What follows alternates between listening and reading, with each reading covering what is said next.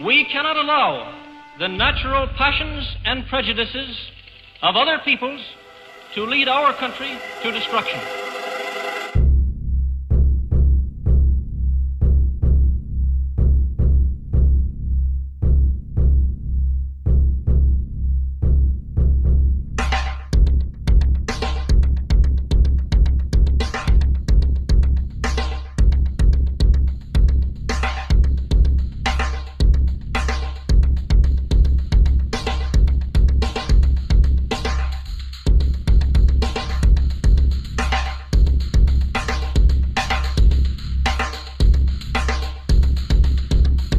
(1775), the American Revolutionary War began as the American colonies sought to detach from England and its oppressive monarchy.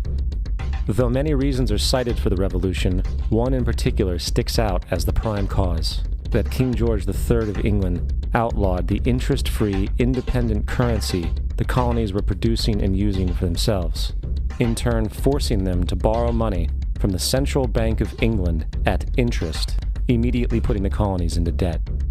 And as Benjamin Franklin later wrote, the refusal of King George III to allow the colonies to operate an honest money system which freed the ordinary man from the clutches of the money manipulators was probably the prime cause of the revolution.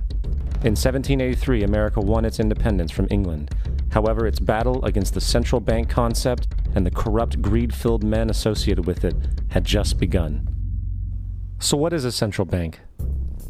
A central bank is an institution that produces the currency of an entire nation. Based on historical precedent, two specific powers are inherent in central banking practice: the control of interest rates and the control of the money supply, or inflation. The central bank does not simply supply a government's economy with money, it loans it to them at interest. Then, through the use of increasing and decreasing the supply of money, the central bank regulates the value of the currency being issued. It is critical to understand that the entire structure of this system can only produce one thing in the long run: debt. It doesn't take a lot of ingenuity to figure this scam out. For every single dollar produced by the central bank is loaned at interest. That means every single dollar produced is actually the dollar plus a certain percent of debt based on that dollar. And since the central bank has the monopoly over the production of the currency for the entire country, and they loan each dollar out with immediate debt attached to it, where does the money to pay for the debt come from? It can only come from the central bank again, which means the central bank has to perpetually increase its money supply to temporarily cover the outstanding debt created, which in turn, since that new money is loaned out at interest as well, creates even more debt. The end result of this system without fail is slavery, for it is impossible for the government and thus the public to ever come out of the self-generating debt. The founding fathers of this country were well aware of this.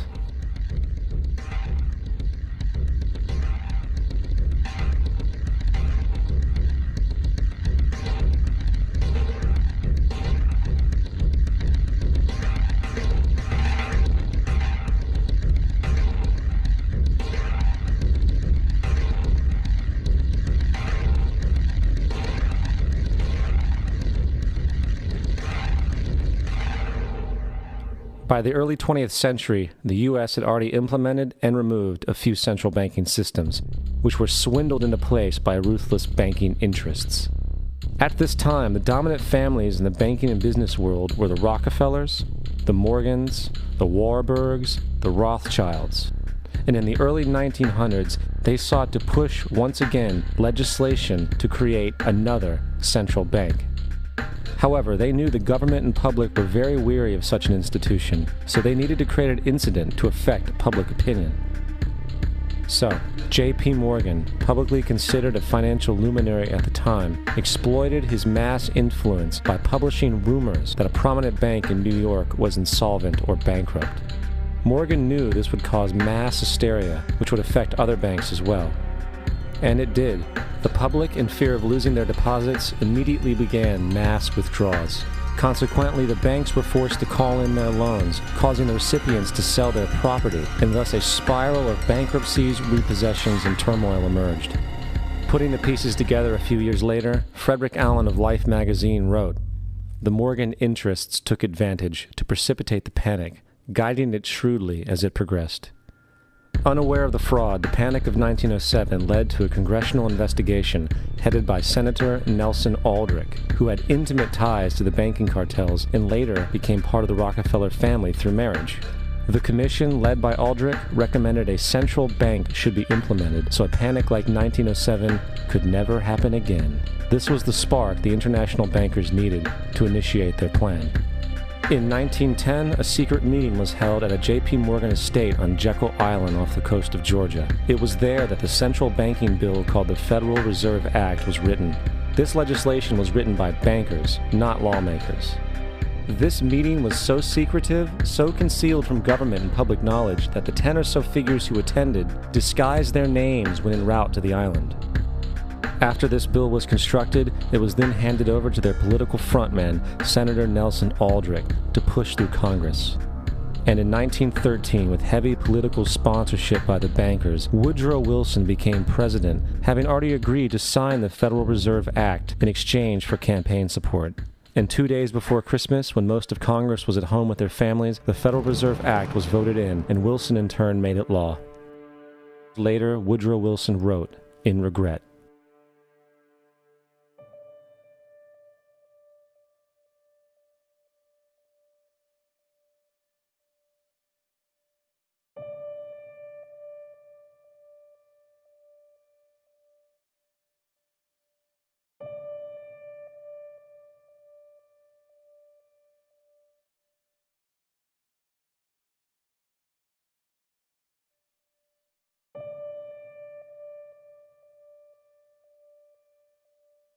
Congressman Louis McFadden also expressed the truth after the passage of the bill. A world banking system was being set up here, a superstate controlled by international bankers, acting together to enslave the world for their own pleasure. The Fed has usurped the government. Now, the public was told that the Federal Reserve System was an economic stabilizer, and inflation and economic crises were a thing of the past. Well, as history has shown, nothing is further from the truth. The fact is, the international bankers now had a streamlined machine to expand their personal ambitions. It's alive! It's alive! It's alive! For example, from 1914 to 1919, the Fed increased the money supply by nearly 100%, resulting in extensive loans to small banks and the public. Then, in 1920, the Fed called in mass percentages of the outstanding money supply, thus resulting in the supporting banks having to call in huge numbers of loans, and just like 1907, bank runs, bankruptcy, and collapse occurred. Over 5,400 competitive banks outside of the Federal Reserve System collapsed, further consolidating the monopoly of a small group of international bankers. Privy to this crime, Congressman Lindbergh stepped up and said in 1921, "Under the Federal Reserve Act, panics are scientifically created. The present panic is the first scientifically created one, worked out as we figure a mathematical equation." However, the Panic of 1920 was just a warm-up. From 1921 to 1929, the Fed again increased the money supply, resulting once again in extensive loans to the public and banks. There was also a fairly new type of loan called a margin loan in the stock market. Very simply, the margin loan allowed an investor to put down only 10% of a stock's price, with the other 90% being loaned through the broker. In other words, a person could own $1,000 worth of stock with only $100 down. This method was very popular in the roaring 1920s, as everyone seemed to be making money in the market. However, there was a catch to this loan. It could be called in at any time and had to be paid within 24 hours. This is termed a margin call, and the typical result of a margin call is the selling of the stock purchased with the loan. So, a few months before October in 1929, J.D. Rockefeller, Bernard Baruch, and other insiders quietly exited the market, and on October 24, 1929, the New York financiers who furnished the margin loans started calling them in masse. This sparked an instantaneous, massive sell-off in the market, for everyone had to cover the margin loans. It then triggered mass bank runs for the same reason, in turn collapsing over 16,000 banks, enabling the conspiring international bankers to not only buy up rival banks at a discount, but to also buy up whole corporations at pennies on the dollar. It was the greatest robbery in American history. But that didn't stop there. Rather than expanding the money supply in order to recover from this economic collapse, the Fed actually contracted it, fueling one of the largest depressions in history.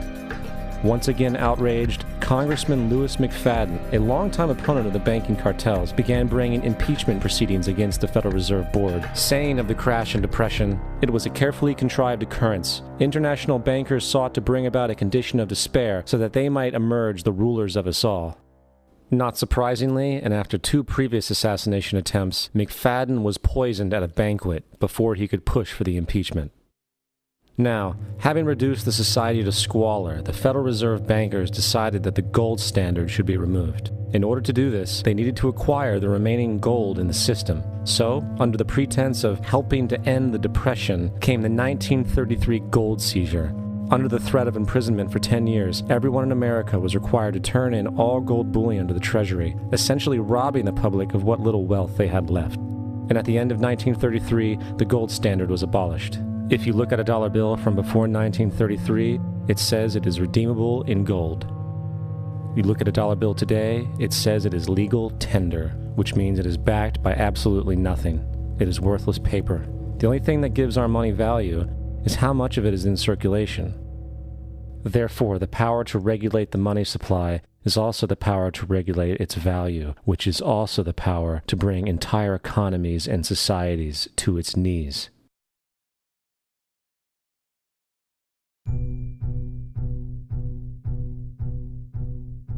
It's important to clearly understand, the Federal Reserve is a private corporation.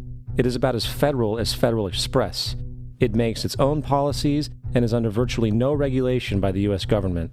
It is a private bank that loans all the currency at interest to the government, completely consistent with the fraudulent central banking model that the country sought to escape from when it declared independence in the American Revolutionary War.